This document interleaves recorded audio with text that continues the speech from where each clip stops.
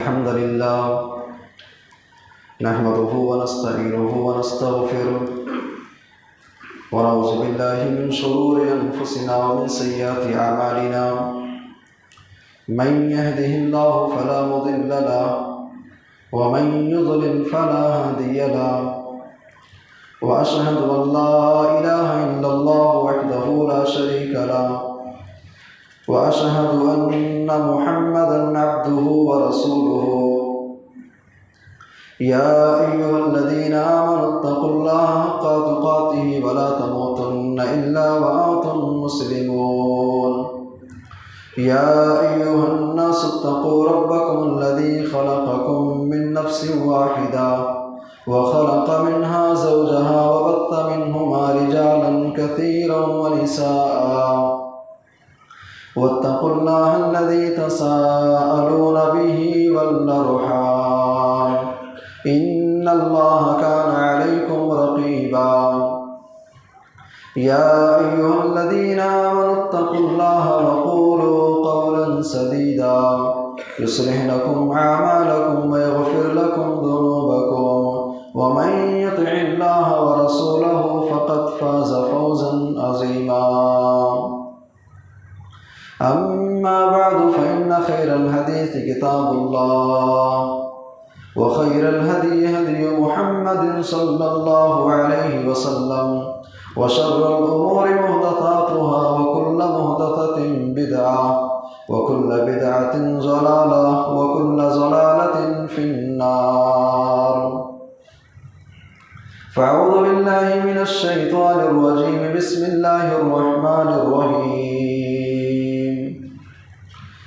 ظهر الفساد في البر والبحر بما كسبت أيدي الناس ليذيقهم بعد الذي عملوا لعلهم يرجعون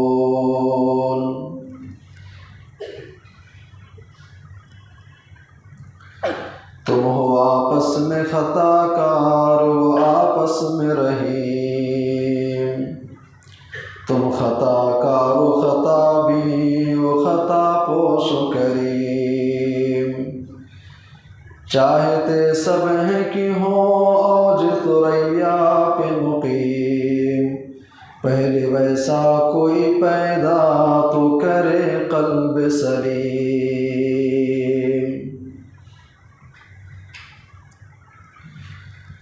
معزز حاضرین جمعہ، دینی و اسلامی بھائیوں، نوجوان ساتھیوں، آواز سن رہی اسلامی خواتین، ملت اسلامیہ، ہر قسم کی حمد و ثنا اللہ رب العالمین کے لیے لائق و زیبا ہے، جو ہمارا خالق ہے، مالک ہے، مربی ہے، پالنہار ہے، جس کی رحمتیں، جس کی عنایتیں ہمارے اوپر اتنی زیادہ ہیں کہ اگر ہم شمار کرنا چاہیں، گننا چاہیں تو ہم شمار کر نہیں سکتے۔ اسی کی نوازشات، اسی کے کرم اور اسی کے فضل کا یہ نتیجہ ہے کہ آج ہم زندہ ہیں، باحیات ہیں، سلامت ہیں، ہماری عزتیں محفوظ ہیں، آبرو محفوظ ہے، اور اسی کی بدولت آج ہم سانس لے رہے ہیں۔ وبعدہ درود و سلام کی ڈالیاں نشاور ہوں اللہ کے تمام پیغمبروں پر، بالخصوص اللہ کے آخری پیغمبر امام کائنات تاجدار مدینہ محمد عربی صلی اللہ علیہ وسلم کی ذات عالیہ پر۔ خطبہ جمعہ کا موضوع ہے گناہ کے نقصانات۔ انسان اور گناہ،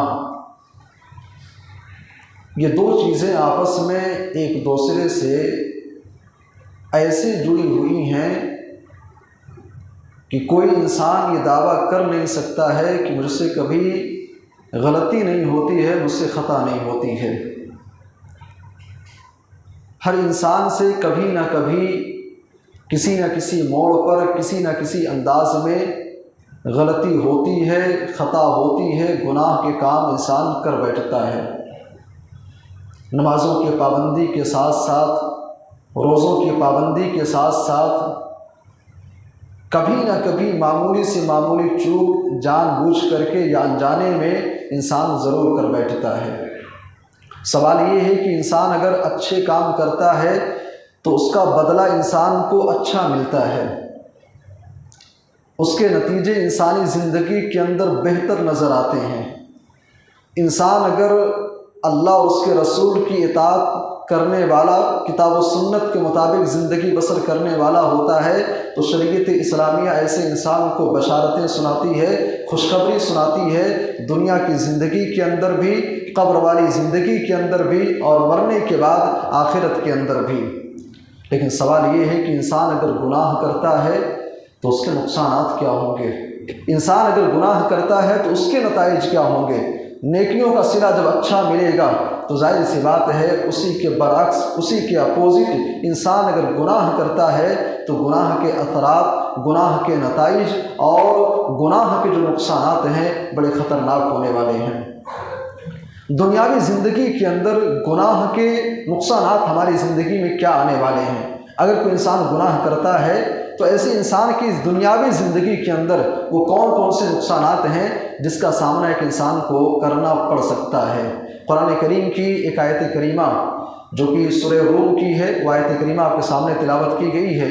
اس آیت کریمہ کے ذریعے اللہ تبارک و تعالیٰ نے اس روئے زمین کے اوپر گناہ کے ہونے کے اسباب کے ساتھ ساتھ اس کا نقصان کیا ہے، اللہ تعالیٰ نے وہ نقصان بیان کیا ہے۔ اور سورہ روم کی جو آیت کریمہ پڑھی گئی ہے، قرآن کریم کے اندر جب آپ جوامع الکلم من کلام رب العالمین، اللہ تبارک و تعالیٰ کے کلام سے جو جوامع الکلم ہیں، جو بہترین قسم کی جو آیتیں ہیں، معانی کے اعتبار سے، مطالب کے اعتبار سے، مفہوم کے اعتبار سے، مفسرین کہتے ہیں سورہ روم کی آیت نمبر 41 یہ جوامع الکلم من القرآن، قرآن کریم کے جوامع الکلم میں سے ہے۔ وہ آیت کریمہ کیا ہے؟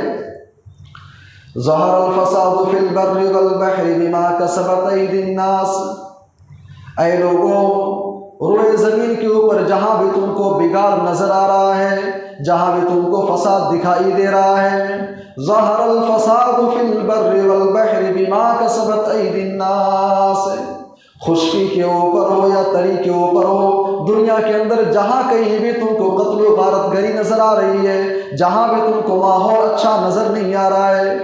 آج دنیا کا ہم جائزہ لے لیں، کہیں پر جنگ ہو رہی ہے، کہیں معصوموں کی جانیں لی جا رہی ہیں، کہیں پورا کا پورا شہر آگ کے حوالے کر دیا جا رہا ہے، کہیں معصوم لوگوں کو سلاخوں کے پیچھے ڈال دیا جا رہا ہے، کہیں معصوموں کے مکانوں کو توڑا جا رہا ہے۔ ظہر الفساد فی البر والبحر، اے لوگوں زمین کے اوپر فساد اور بگاڑ ظاہر ہو چکے ہیں، اور جہاں کہیں بھی تم کو بگاڑ دکھائی دے رہا ہے، جہاں بھی تم کو فساد نظر آ رہا ہے، بما کسبت ایدی الناس، اگر دنیا کے کسی کونے میں ظلم ہو رہا ہے، زیادتی ہو رہی ہے، انسانیت پریشان ہے، مشکلات سے دوچار ہے، تو ایسا نہیں ہے کہ اللہ تبارک و تعالیٰ انسانیت کو خوشحال دیکھنا پسند نہیں کرتا ہے، ایسا نہیں کہ اللہ تعالیٰ انسانوں کے اوپر ظلم کر رہا ہے۔ ما یفعل اللہ بعذابکم ان شکرتم وآمنتم، قرآن تو یہاں تک کہہ رہا ہے کہ اے لوگوں اگر تم ایمان والے بن جاؤ، اللہ تعالیٰ کے شکر گزار بندے بن جاؤ، ما یفعل اللہ بعذابکم، اللہ تبارک و تعالیٰ تمہارے اوپر عذاب کو نازل ہی نہ کرے، تمہیں مشکلات سے دوچار ہی نہ کرے۔ ما یفعل اللہ بعذابکم ان شکرتم وآمنتم، اے لوگوں اگر تم شکر گزار ہو جاؤ، رب کے احکامات کے پابند ہو جاؤ، اللہ تمہیں عذاب سے دوچار ہی نہ کرے۔ اللہ تبارک و تعالیٰ انسانیت کو پریشان دیکھنا نہیں چاہتا۔ پھر سوال یہ پیدا ہوتا ہے کہ انسان پریشان کیوں ہے؟ آج عالمی پیمانے پر حالات اچھے نہیں ہیں، آئے دن نہ جانے ایک سے ایک بڑھ کر کے واقعات ہمارے سامنے آتے ہیں جن کو دیکھ کر کے انسان کے روگٹے کھڑے ہو جائیں، تکلیف ہوتی ہے، ٹینشن ہوتی ہے، آخر ماحول کہاں سے کہاں جا رہا ہے۔ سوال یہ پیدا ہوتا ہے اللہ انسانیت کو پریشان حال دیکھنا نہیں چاہتا، پھر انسانیت کے اوپر یہ ماحول کیوں ہے؟ ظلم کے ماحول ہیں، زیادتی کے ماحول ہیں، یہ مشکل حالات کیوں ہیں؟ سورہ روم کی آیت کریمہ جواب دے رہی ہے، بما کسبت ایدی الناس، اے لوگوں روئے زمین کے اوپر اگر آج مشکل حالات ہیں، پریشان حالات ہیں، بما کسبت ایدی الناس، یہ لوگوں کے اپنے ہاتھوں کی کمائی کا نتیجہ ہے، یہ لوگوں کے اپنے کرتوتوں کا نتیجہ ہے، یہ لوگوں کی اپنی بدعمالیوں کا نتیجہ ہے۔ انسان گنہگار ہو گیا، انسان بدعمال ہو گیا، انسان معصیت کا ارتکاب کرنے والا بن گیا۔ بما کسبت ایدی الناس، لوگوں کی بدعمالیوں کے نتیجے میں انسانیت کے اوپر مشکل ترین حالات منڈلا رہے ہیں۔ بما کسبت ایدی الناس، مشکل حالات کیوں ہیں، پریشانیاں کیوں ہیں؟ اس آیت کریمہ پر آپ غور کریں۔ یہ آیت کریمہ ہمیں بتا رہی ہے کہ انسان اگر گناہ کرتا ہے تو گناہ کرنے کا سب سے پہلا جو نقصان انسانی زندگی کے اندر آتا ہے وہ نقصان یہ ہے، سماجی اعتبار سے، صوبہ کے اعتبار سے، ملک کے اعتبار سے انسان مشکلات سے دوچار ہوتا ہے، فتنے سے دوچار ہوتا ہے، لڑائی جھگڑے سے دوچار ہوتا ہے، قتل و غارت گری عام ہو جاتی ہے۔ یہ گناہ کرنے کا پہلا نقصان ہے۔ گناہ کرنے سے سماج کے اندر کبھی امن و امان قائم نہیں ہوگا۔ گناہ کرنے کی وجہ سے کبھی بھی کوئی معاشرہ، کوئی قوم، کوئی سماج سکون کی نیند کبھی سو نہیں پائے گی۔ بھائی ظاہر سی بات ہے، اسی شہر کے اندر اگر 40-50 لٹیرے پیدا ہو جائیں، 40-50 زناکار پیدا ہو جائیں، 40-50 ایسے لوگ دھوکے باز، مکار، فراڈی قسم کے قتل و غارت گری کرنے والے لوگ اگر اس سماج کے اندر جنم لے لے پیدا ہو جائیں، آپ تصور کریں آپ کے شہر نڈیاد کا ماحول اچھا نہیں رہے گا۔ شہر نڈیاد کا ماحول اچھا نہیں رہے گا، عزتیں محفوظ نہیں رہیں گی، مال محفوظ نہیں رہے گا، لوگوں کی جان محفوظ نہیں رہے گی۔ کیوں؟ اس لیے کہ برے قسم کے لوگ پیدا ہو جائیں، گنہگار قسم کے لوگ پیدا ہو جائیں تو سماج کے اندر سے امن و امان چلا جائے گا، فساد اس کی جگہ لے لے گا، لڑائی جھگڑے اور فتنے اس کی جگہ پر رونما ہو جائیں گے۔ ظہر الفساد فی البر والبحر بما کسبت ایدی الناس، لوگوں کی بدعمالیوں کے نتیجے میں سماج کے اندر، معاشرے کے اندر معاملات، حالات خراب ہوتے ہیں۔ امام ابن قیم رحمہ اللہ، ان کی کتاب ہے الداء والدواء، امام ابن قیم رحمہ اللہ اپنے اس کتاب کے اندر خلفائے راشدین کے بعد میں خلافت بنی امیہ کا زمانہ آتا ہے۔ خلافت بنی امیہ کے بعد جب خلافت بنی عباسیہ کا دور آتا ہے تو خلافت بنی امیہ کے جو خزانے تھے ان خزانوں کا جائزہ لیا گیا۔ امام ابن قیم رحمہ اللہ کہتے ہیں جب خزانوں کا جائزہ لیا گیا ان خزانوں کے اندر سے ایک گٹھر ملتا ہے، آپ سمجھنے کے لیے کہہ سکتے ہیں کہ ایک بوری ملتی ہے، ایک باکس ملتا ہے۔ جب اس کو کھولا جاتا ہے تو اس کے اندر کچھ دانے تھے، اس کے اندر کچھ دانے ملتے ہیں۔ وہ دانے کس چیز کے تھے؟ وہ دانے کھجور کی گٹھلی کے برابر تھے، اور وہ دانے تھے گیہوں کے دانے۔ گیہوں کے دانے، ان کی مقدار کیا تھی؟ ان کی مقدار تھی کھجور کی گٹھلی کے برابر تھے وہ دانے۔ بھئی آپ گھر کے اندر جائیں، گیہوں آپ لے کر کے دیکھ لیجئے، گیہوں کا جو دانہ ہمارے یہاں ہے وہ دانہ کھجور کی گٹھلی کے برابر نہیں ہوتا ہے۔ کھجور کی گٹھلی آپ لے لیں اور 10-15 گیہوں کے دانے لیں گے تب جا کر کے کھجور کی گٹھلی کے برابر ہوں گے۔ امام ابن قیم رحمہ اللہ کہتے ہیں اس گٹھر کے اوپر ایک چھوٹا سا کاغذ کا ٹکڑا تھا، اس پر لکھا ہوا تھا یہ پیداوار اس زمانے کی ہے جس زمانے کے اندر لوگ عدل و انصاف کرنے والے تھے، جس زمانے کے اندر لوگ عادل تھے۔ یہ عدل و انصاف کرنے والے زمانے کی پیداوار ہے، جہاں پر فصلوں کا حال یہ تھا کہ اللہ تبارک و تعالیٰ فصلوں کے اندر بھی برکت ایسی کہ دانے جو ہمارے یہاں چھوٹے ہیں وہ دانے بڑے بڑے ہوا کرتے تھے۔ اس اعتبار سے اس قوم کو برکت ملی تھی، اور جب اس سماج نے، اس قوم نے ظلم کرنا شروع کر دیا، گناہ کا ارتکاب کرنا شروع کر دیا، اللہ تعالیٰ نے پیداوار میں کمی کے ساتھ ساتھ دانوں کی مقدار میں بھی کمی کر دیا۔ یہ واقعہ بتانے کا مقصد یہ ہے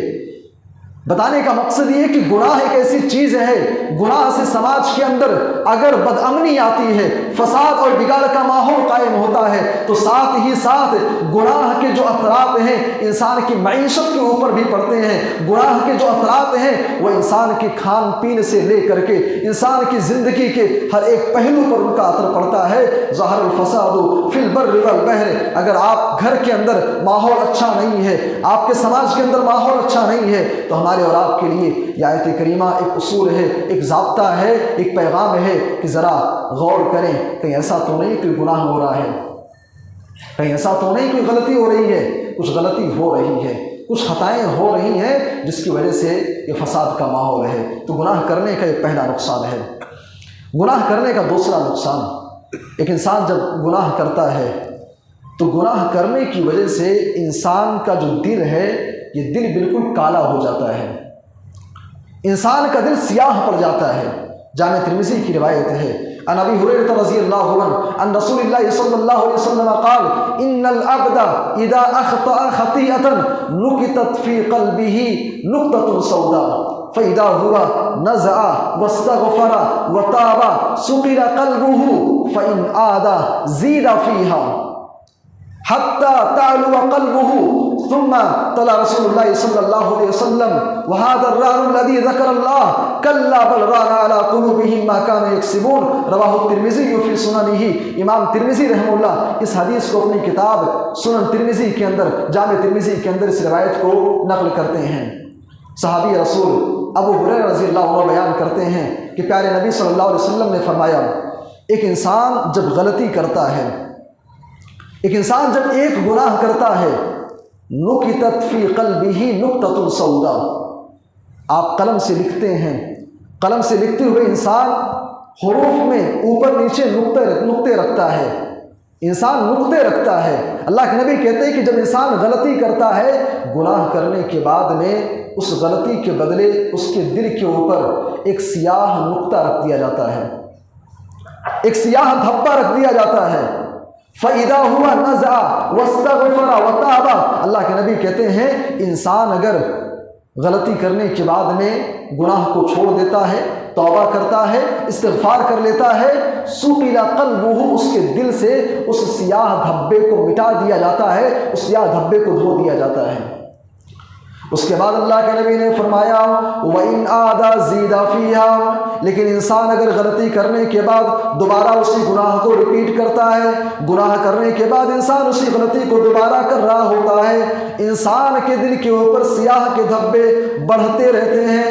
پہلی مرتبہ غلطی کیا، ایک نقطہ رکھ دیا گیا، دوسری مرتبہ غلطی کیا، انسان کے دل کے اوپر دوسرا سیاہ دھبا لگا دیا جاتا ہے، انسان تیسری مرتبہ وہی گناہ کرتا ہے، انسان کے دل کے اوپر تیسرا نقطہ رکھ دیا جاتا ہے، یہاں تک کہ اللہ کے نبی کہتے ہیں حَتَّى تَعْلُوَ قَلْبَهُ، یہاں تک کہ ایک ٹائم ایسا بھی آ جاتا ہے کہ گناہ کرنے کی وجہ سے انسان کا پورا دل سیاہ پڑ جاتا ہے، پورا دل کالا ہو جاتا ہے۔ وَهَذَا الرَّانُ الَّذِي ذَكَرَ اللَّهُ، اور یہی وہ دل کی سیاہی ہے، اور یہی وہ دل کی سیاہی ہے جس کا تذکرہ اللہ نے قرآن کریم کے اندر کیا ہے۔ فرمایا كَلَّا بَلْ رَانَ عَلَىٰ قُلُوبِهِمْ مَا كَانُوا يَكْسِبُونَ، ان کے گناہوں کی وجہ سے، ان کی بدعمالیوں کی وجہ سے، ان کے گناہوں کے سبب ان کے دل سیاہ پڑ گئے، دل کالے پڑ گئے۔ انسان غلطی کرتا ہے، گناہ کرتا ہے تو انسان کا دل سیاہ پڑ جاتا ہے۔ اب سوال یہ پیدا ہوتا ہے کہ بھائی اگر گناہ کرنے کی وجہ سے دل کالا پڑ گیا تو اس میں نقصان کیا ہے؟ اس میں نقصان کیا ہے؟ اس نقصان کو ہم سمجھنا چاہتے ہیں۔ صحیح بخاری کی وہ حدیث اپنے سامنے رکھیے، عن النعمان بن بشیر رضی اللہ عنہ یقول سمعت رسول اللہ صلی اللہ علیہ وسلم یقول الا ان فی الجسد مضغہ اذا صلحت صلح الجسد كله واذا فسدت فسد الجسد كله الا وهي القلب، رواہ البخاری۔ نعمان بن بشیر رضی اللہ عنہ کہتے ہیں کہ پیارے نبی صلی اللہ علیہ وسلم کو میں نے فرماتے ہوئے سنا، آپ نے فرمایا لوگوں خبردار ہو جاؤ، انسان کے جسم کے اندر گوشت کا ایک ٹکڑا ایسا ہے، اذا صلحت صلح الجسد كله، اگر گوشت کا وہ معمولی سا ٹکڑا اگر وہ سلامت رہے، صحیح رہے تو انسان کی پوری باڈی سلامت رہتی ہے، صحیح رہتی ہے۔ واذا فسدت فسد الجسد كله، اگر اس کے اندر خرابی آ جائے، اس کے اندر گڑبڑی آ جائے، اگر وہ خراب ہو جائے، اس کے اندر فساد آ جائے، انسان کا پورا جسم، انسان کا پورا شریر، پوری باڈی جو ہے یہ خراب ہو جاتی ہے۔ پیارے نبی نے فرمایا الا وہی القلب، انسان کے گوشت کا وہ ٹکڑا دل ہے۔ اگر دل سلامت ہے تو ساری چیزیں سلامت رہنے والی ہیں، اگر دل سیاہ پڑ جائے، دل کالا ہو جائے تو انسان کی پوری زندگی تباہ ہو جائے گی، پوری زندگی برباد ہو جائے گی۔ ایک انسان شراب پیتا ہے، ایسا نہیں ہوتا ہے کہ وہ گھر کے اندر بیٹھا ہوا تھا اور اس کے بعد اچانک شراب کی دکان پر چلا جاتا ہے، نہیں بھائی، انسان شرابی جو ہوتا ہے، شراب پینے سے پہلے اس کے دل کے اندر ارادہ بنتا ہے شراب پینا ہے، ایک انسان اگر زناکار ہے، زنا کرتا ہے، تو زناکاری ایسے اچانک ہو نہیں جاتی ہے، پہلے دل کے اندر اس کا ارادہ بنتا ہے۔ ایک انسان اگر چور ہے، ڈاکو ہے، لٹیرا ہے، تو ایسا نہیں ہوتا ہے کہ ڈائریکٹ وہ چوری کر بیٹھتا ہے، اس کے دل کے اندر ارادہ بنتا ہے۔ ایک انسان اگر بے ایمان ہے تو ایسا نہیں ہوتا ہے کہ ڈائریکٹ وہ بے ایمانی کر لیتا ہے، پہلے دل کے اندر اس کا ارادہ بنتا ہے، ایک عزم ہوتا ہے، ایک ارادہ ہوتا ہے کہ یہ کام کرنا ہے۔ اور آپ تصور کریں، ایک انسان شراب پینے کا ارادہ کیوں کرے گا؟ شراب پینے کا ارادہ کون کرے گا؟ جھوٹ بولنے کا ارادہ کون کرے گا؟ بے ایمانی کرنے کا ارادہ کون کرے گا؟ دوسروں کے مال کو ہڑپنے کا ارادہ کون کرے گا؟ ظاہر سی بات ہے، گناہوں کا ارادہ وہی انسان کرے گا جس کا دل بالکل سیاہ ہو چکا ہو، بالکل کالا ہو چکا ہو۔ گناہ کرنے کا نقصان یہ ہے کہ انسان کا دل سیاہ پڑ جاتا ہے، اور جب دل سیاہ پڑ جائے تو اس دل کے اوپر رب تعالیٰ کی آیتیں اثر نہیں کرتی ہیں، اس دل کے اوپر پھر نبی صلی اللہ علیہ وسلم کی احادیث کوئی اثر نہیں کرتی ہیں۔ سمجھایا جائے، بتایا جائے، سمجھایا جائے، ساری چیزیں کھول کر کے بیان کر دی جائیں، اگر دل کالا پڑ گیا ہے تو وہ ایسے ہی ہے جیسے کسی پتھر کے اوپر انسان پانی ڈالے اور پانی بہہ کر کے چلا جائے گا۔ انسان سنے گا، ہاں ٹھیک ہے، قرآن کی آیتیں ہیں، نبی کی حدیثیں ہیں، ہاں معلوم ہے، سب جانتا ہوں، سب پتہ ہے، لیکن کروں گا وہی جو میرا دل چاہتا ہے۔ اور دل کیا چاہتا ہے؟ گناہ کرنا چاہتا ہے، دل برائی کا ارتکاب کرنا چاہتا ہے۔ کیوں؟ اس لیے کہ دل سیاہ پڑ گیا ہے۔ تو اگر دل سلامت ہے تو ساری چیزیں سلامت رہیں گی۔ اسی لیے جب آپ ابراہیم علیہ السلام کی سیرت پڑھیں گے، ابراہیم علیہ السلام کی زندگی، اور خاص طور سے قرآن کریم نے ان کی زندگی کی جو ترجمانی کی ہے، جب آپ اس کو پڑھیں گے، قرآن کریم ابراہیم علیہ السلام کے تعلق سے ان کی ایک دعا کا ذکر کرتا ہے۔ ابراہیم خلیل اللہ سے دعا کر رہے ہیں، اور جانتے ہیں دعا کیا ہے؟ دعا کرتے ہیں وَلَا تُخْزِنِي يَوْمَ يُبْعَثُونَ يَوْمَ لَا يَنْفَعُ مَالٌ وَلَا بَنُونَ إِلَّا مَنْ أَتَى اللَّهَ بِقَلْبٍ سَلِيمٍ۔ 3 چھوٹی آیتیں ہیں، دعا بڑی جامع ہے، بڑی بہترین ہے، اس کو یاد کیا جائے، اس کو پڑھا جائے، اپنی دعاؤں میں شامل کیا جائے۔ ابراہیم خلیل اللہ سے دعا کرتے ہیں وَلَا تُخْزِنِي يَوْمَ يُبْعَثُونَ، اے اللہ جس دن اٹھایا جائے گا، جس دن قیامت برپا ہوگی، جس دن عدالت تیری لگے گی، اے اللہ میدان محشر کے اندر مجھے ذلیل نہ کرنا، مجھے رسوا نہ کرنا۔ یوم لا ينفع مال ولا بنون، اے اللہ جس دن نہ مال کام آنے والا ہے، جس دن نہ اولاد کام آنے والی ہے، مال کوئی فائدہ نہیں پہنچائے گا، اولاد کوئی فائدہ نہیں پہنچائے گی، اے اللہ اس دن ذلیل نہ کرنا، رسوا نہ کرنا، رسوائی سے بچا لینا۔ الا من اتى الله بقلب سلیم، اے اللہ میدان محشر کے اندر کامیاب تو وہی ہونے والا ہے، سفل وہی ہونے والا ہے جس کے پاس قلب سلیم ہوگا، جس کے پاس قلب سلیم ہوگا، جس کے پاس قلب سلیم ہوگا۔ سوال یہ پیدا ہوتا ہے قلب سلیم کہتے کس کو ہیں؟ قلب سلیم کون ہے بھائی؟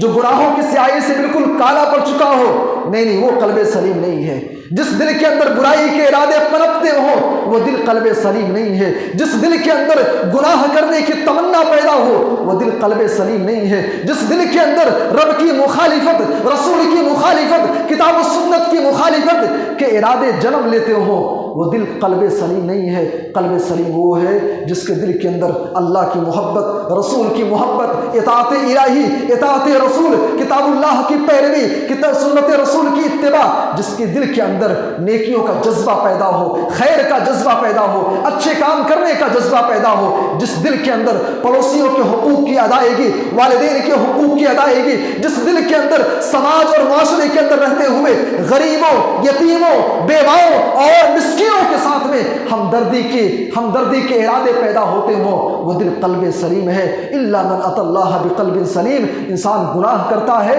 گناہ کرنے کا نقصان یہ ہوتا ہے دل کالا پڑ جاتا ہے۔ جب دل سیاہ ہو جاتا ہے تو نیکی کے جذبے ختم ہو جاتے ہیں، اور جب نیکی کے جذبے ختم ہو جائیں تو ایسا انسان میدان محشر میں نہ تو سفل ہونے والا ہے اور نہ ہی رب کی جنت ایسے انسان کو ملنے والی ہے۔ گناہ کرنے کے نقصانات کیا ہیں؟ گناہ کرنے کے بہت سارے نقصانات ہیں۔ لوگ شکایت کرتے ہیں، کہتے ہیں کہ بزنس کاروبار اچھا نہیں چل رہا ہے۔